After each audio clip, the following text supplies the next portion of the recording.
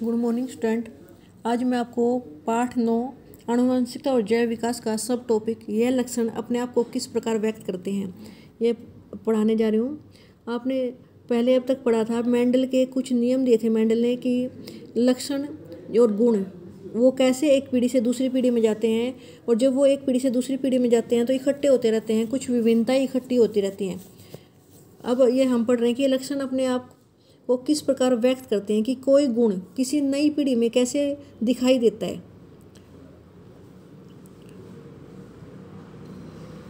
आनुवांशिकता कार्यविधि किस प्रकार होती है। कोशिका के डीएनए में प्रोटीन संश्लेषण के लिए एक सूचना स्रोत होता है। तो किसमें? कोशिका के डीएनए में। आपने ये डीऑक्सीराइबोन्यूक्लिक एसिड के बारे में पढ़ा था, ये 9th क्लास में पढ़ा था कि हर एक कोशिका के जो नाभिक होता है उसमें डीएनए जेनेटिक मटेरियल होता है। वो प्रोटीन संश्लेषण की किस तरह का प्रोटीन बनेगा, नया जीव किस तरह का होगा, उसके पास वो सूचना होती है। डीएनए का वह भाग जिसमें प्रोटीन संश्लेषण के लिए सूचना होती है कि किस तरह का प्रोटीन बनेगा, नेक्स्ट जो जीव होगा उसके लिए प्रोटीन बनता है। वो प्रोटीन किस तरह का होगा, डीएनए के एक पर्टिकुलर भाग में होता है और वो जो डीएनए के भाग में वो प्रोटीन संश्लेषण की जो सूचना होती है, उस प्रोटीन का वो क्या कहलाता है? जीन कहलाता है। मतलब उसका फंक्शनल पार्ट जो मेन काम करते हैं वो जीन करते हैं, क्रोमोसोम पे लगे होते हैं ये जीन, और वो ही बताता है कि किस तरह का नया जीव बनेगा। प्रोटीन विभिन्न लक्षणों को अभिव्यक्त कर किस प्रकार नियंत्रित करती है कि ये जो प्रोटीन जो बनेगा वो किस तरह से उन लक्षणों को नियंत्रित करता है, ये बताती हूँ मैं आपको। कि हम एक एग्जाम्पल देखते हैं, पौधे की लंबाई। पौधे की लंबाई एक लक्षण है पौधे का, एक उसका प्रॉपर्टी है, एक उसका गुण है। तो पौधे में हार्मोन्स होते हैं, वे पर्टिकुलर हार्मोन जब निकलते हैं तो पौधे की लंबाई को नियंत्रित करते हैं। अतः किसी पौधे की लंबाई पौधे में उपस्थित उस हार्मोन पर निर्भर करती है। वो हार्मोन निकलेगा तो पौधा लंबा बनेगा। इस हार्मोन की मात्रा उस प्रक्रम की दक्षता पर निर्भर करती है जिससे यह हार्मोन उत्पादित होगा। एंजाइम इस प्रक्रम के लिए महत्वपूर्ण है। यदि एंजाइम दक्षता से कार्य करेंगे तो हार्मोन पर्याप्त मात्रा में निकलेगा और पौधा भी लंबा होगा। यदि प्रोटीन के जीन में कुछ दिक्कत आ जाए, जो ये प्रोटीन आया ना, जो डीएनए मैं कह रही हूँ, वो जो ये बताता है कि किस तरह का प्रोटीन बनेगा, अगर वो प्रोटीन ढंग से ना बने, उसके जीन में कुछ दिक्कत आ जाए तो प्रोटीन की दक्षता पर प्रभाव पड़ेगा। तो जो प्रोटीन बनेगा वो ढंग से नहीं बनेगा, तो हार्मोन की मात्रा कम निकलेगी और पौधा क्या हो जाएगा? बोना। तो ये पता चला जीन किस तरह से कंट्रोल करते हैं। तो जो जीन हैं, अतः जीन ट्रेट को नियंत्रित करते हैं। जीन क्या? लक्षणों को नियंत्रित करते हैं। जो जीन्स हैं जो डीएनए में लगे हुए थे, क्रोमोसोम्स पे लगे हुए थे, वो क्या करते हैं? लक्षणों को नियंत्रित करते हैं। तो मेन पार्ट हुआ है जीन, और ये कहाँ होते हैं? जेनेटिक मटेरियल जो होता है, जीन होते हैं आनुवंशिक पदार्थ जो नाभिक में होता है। नाभिक किसके? कोशिका के नाभिक में डीएनए होता है, और जो वो एक सेल से 2 सेल बनने या 3 सेल बनने की जब नए सेल बनते हैं तो क्रोमोसोम्स के रूप में हम उसे देखते हैं, गुणसूत्रों के रूप में, और उन गुणसूत्रों पर जीन लगे होते हैं। और जीन क्या करते हैं? लक्षणों को नियंत्रित करते हैं कि जो नया जीव है यह किस तरह का दिखेगा, लंबा दिखेगा, छोटा दिखेगा, गोल दिखेगा, मोटा दिखेगा, जैसे हम बीजों के बारे में हमने पढ़ा था।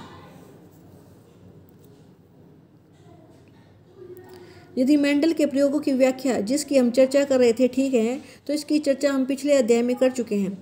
लैंगिक प्रजनन के दौरान संतति के डीएनए के दोनों जनकों को हमने पढ़ा था कि लैंगिक जब प्रजनन होता है तो जो नई संतति पैदा होती है उसे जो डीएनए के रूप में दोनों जो जनक है, जनक कौन? माता और पिता बराबर योगदान देते हैं। इक्वल अमाउंट में डीएनए आएगा, कि जितना डीएनए एक माँ से आएगा उतना ही फादर से।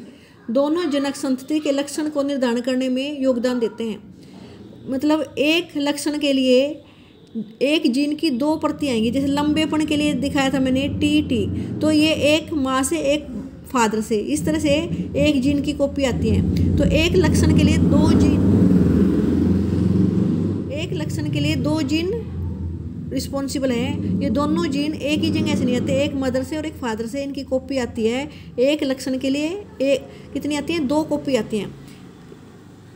इसका अर्थ है कि मटर के प्रत्येक पौधे में सभी जीन के 2-2 सेट हो गए। इस तरह से वंशानुगति होती है। इस तरीके को सफल करने के लिए प्रत्येक जनन कोशिका में जीन का केवल एक सेट होता है। और ये ध्यान रखना, जनन कोशिकाएं जो होती हैं उनमें जीन का केवल एक सेट होता है,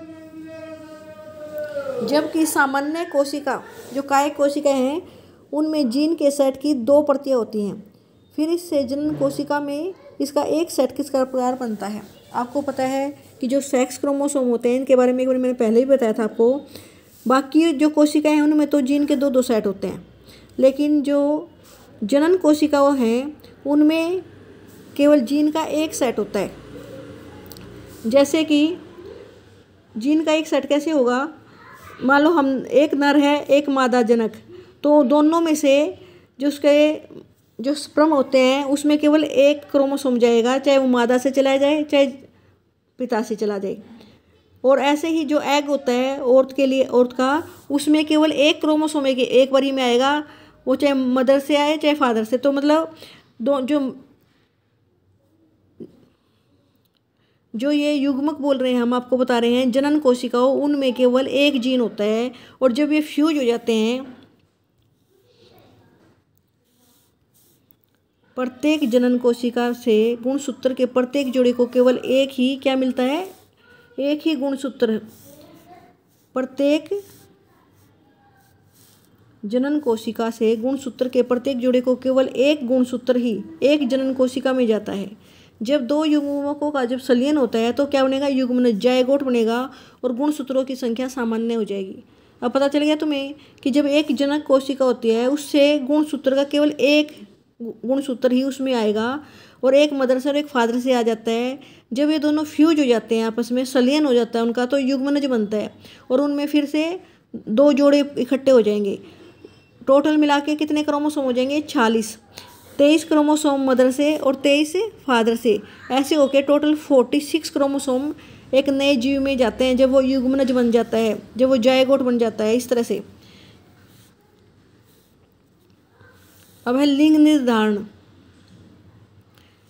इस बात की चर्चा हम कर चुके हैं कि लैंगिक जनन में भाग लेने वाले दो एकल जीव किसी न किसी रूप से एक दूसरे से भिन्न होते हैं, जिससे कई कारण नवजात का लिंग निर्धारण कैसे होता है।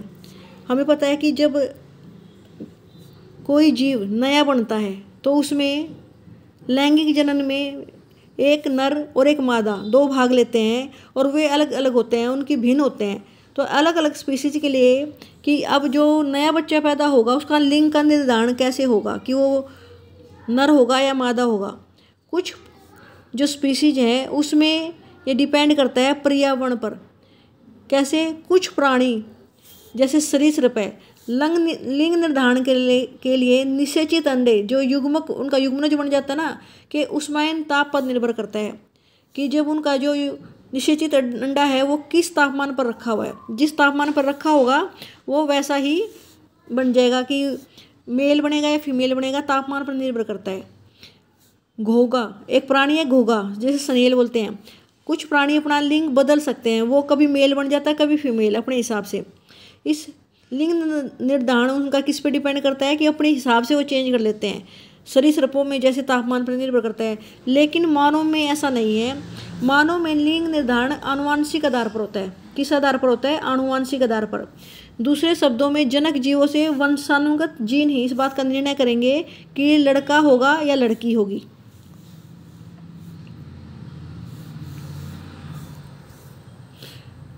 मानव के सभी गुणसूत्र पूर्ण रूपण से युग्म में नहीं होते। मानव के जैसे मैंने बताया 23 क्रोमोसोम मेल से और 23 क्रोमोसोम फीमेल से आते हैं, तो उसके जो सभी गुणसूत्र होते हैं ना वो युग्म में नहीं होते, मतलब उनके जोड़े नहीं होते। मानव में अधिकतर गुणसूत्र माता और पिता के गुणसूत्रों के प्रतिरूप होते हैं, तो उनमें से 22 तो जोड़ों में होते हैं। मान लो एक मेल है तो उसमें 22 जोड़े तो उसके पास क्या है, जोड़े में। ऐसे ही फीमेल के पास भी 22 क्रोमोसोम जो होंगे गुणसूत्र वो जोड़े में होंगे, लेकिन एक एक क्रोमोसोम उन दोनों के पास कैसे होगा, जो सिंगल होगा, एक एक होगा, वो जोड़े में नहीं होगा। परंतु एक इनकी संख्या 22 जोड़े हैं। जो मानव में अधिकतर गुणसूत्र माता और पिता के गुणसूत्रों के प्रतिरूप होते हैं, इनकी संख्या कितना है, 22 जोड़े। परंतु एक युग्म जिसे लिंग सूत्र कहते हैं, जो सदा पूर्ण जोड़े में नहीं होता, वो पूर्ण रूप से जोड़े में नहीं होता। स्त्री में गुणसूत्रों को पूर्ण युग्म नहीं होता है, जैसे XX। अब मैंने आपको बताया जो फीमेल होती है उसमें उसका जो जनन कोशिका है उसमें XX टाइप का क्रोमोसोम होते हैं, और जो मेल होता है उसमें उसकी जनन कोशिका में XY टाइप के क्रोमोसोम होते हैं। तो दोनों परफेक्ट जोड़े नहीं हैं। 22 जोड़े तो बिल्कुल परफेक्ट होते हैं। 22 जो जोड़े हैं वो बिल्कुल एक जैसे युग्म में होते हैं कि मदर भी उनमें से 22 क्रोमोसोम 22 गुणसूत्र भेज देगी, मेल भी 22, तो बच्चे के पास 44 क्रोमोसोम तो बिल्कुल सही परफेक्ट आते हैं। लेकिन जो एक सेक्स क्रोमोसोम है जनन कोशिका में, उनके जो क्रोमोसोम है वो परफेक्ट जोड़े में नहीं होते। जो फीमेल होती है मादा के पास XX टाइप का क्रोमोसोम होता है और मेल के पास XY टाइप के क्रोमोसोम होते हैं। अगर अब इसमें से मेल बनेगा या फीमेल बनेगा नया बच्चा, कैसे निर्धारित होगा? यदि स्पर्म, मेल का स्पर्म अगर X टाइप क्रोमोसोम कैरी करके एग जिसमें पहले से ही X टाइप का क्रोमोसोम है उसके साथ फ्यूज होगा तो XX टाइप का नया जोड़ा बनेगा और वो क्या होगा? फीमेल, मीन्स मादा। और अगर स्पर्म है वो Y टाइप का क्रोमोसोम लेके जाए और मेल का जो एग, फीमेल का जो एग है उसके साथ फ्यूज होगा तो किस टाइप का क्रोमोसोम बनेगा? YX। ये क्या होगा? YX male. ये आपको यहाँ पिक्चर में दिखाया हुआ है कि जो लैंगिक कोशिकाएं हैं उसमें से जो लिंग कोशिका है उसमें मेल के पास, जो आदमी होता है नर के पास XY टाइप के क्रोमोसोम होते हैं और मदर के पास परफेक्ट जुड़ा होता है XX टाइप का। अगर स्पर्म X टाइप का क्रोमोसोम लेके जाए और वो दूसरा स्पर्म में दिखाया Y टाइप का, सेकंड फीमेल में दिखा रखे XX टाइप, ये इस तरह से आपके मान लो ये क्रॉसिंग हुई इनकी, तो देखो किस तरह के वो बनते हैं।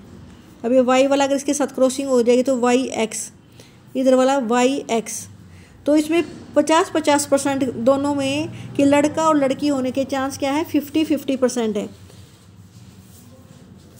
जैसा कि चित्र 9.6 में दर्शाया गया है, सामान्यतः आधे बच्चे लड़के और आधे लड़की हो सकते हैं।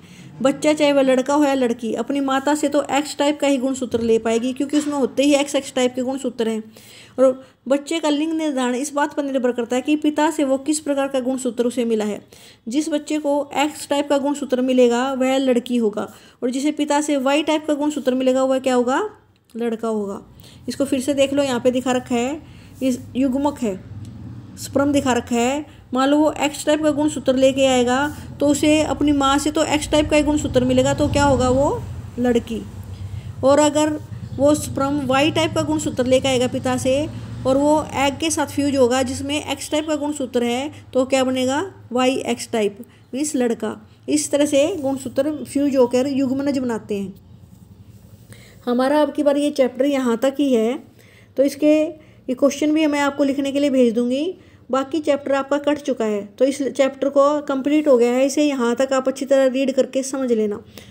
ओके स्टूडेंट, कोशिश करना इसको 2 बार रीड करोगे तभी समझ में आएगा।